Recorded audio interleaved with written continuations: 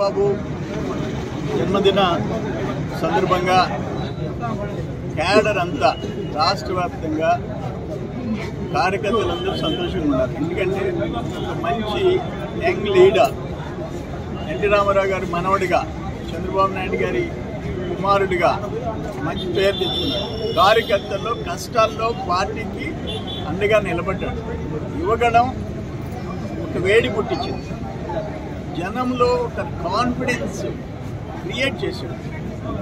ఈరోజు ఒక ఐటీ మంత్రి, ఎడ్యుకేషన్ మినిస్టర్ విద్యాశాఖను సమూలంగా నాశనం చేశారు. గత 5 సంవత్సరాలు 3, 4, 5 తీసుకుపోయి హై స్కూల్లో పెట్టేది నాశనం చేశారు.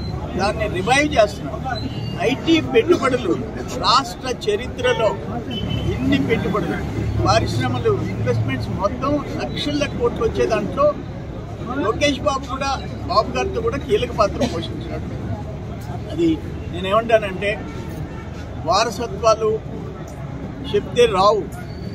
కొన్ని వారసత్వం పేరు చెప్పుకొని రాష్ట్రాన్ని నాశనం చేసిన వాళ్ళు ఉంటారు.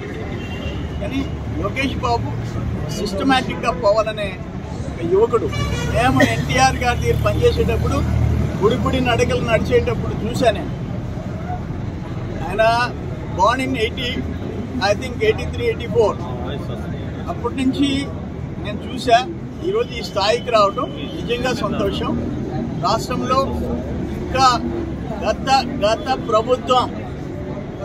గత ప్రభుత్వం చేసిన పాపాలు ఇప్పుడు కూడా వాళ్ళు ప్రవర్తించే తీరు, మీరు రెడ్ బుక్ ఓపెన్ చేయాల్సిందే. ఈ రాష్ట్రాన్ని నరకంలోకి నెట్టేసిన వాళ్ళకి గుణపాఠం చెప్పాల్సిందే. అప్పుడే కాన్ఫిడెన్స్ కార్యకర్తల్లో వస్తుంది. రాష్ట్రం ట్రాక్లో పడితే దుర్మార్గులకి చరమగీతం పాడినట్టు.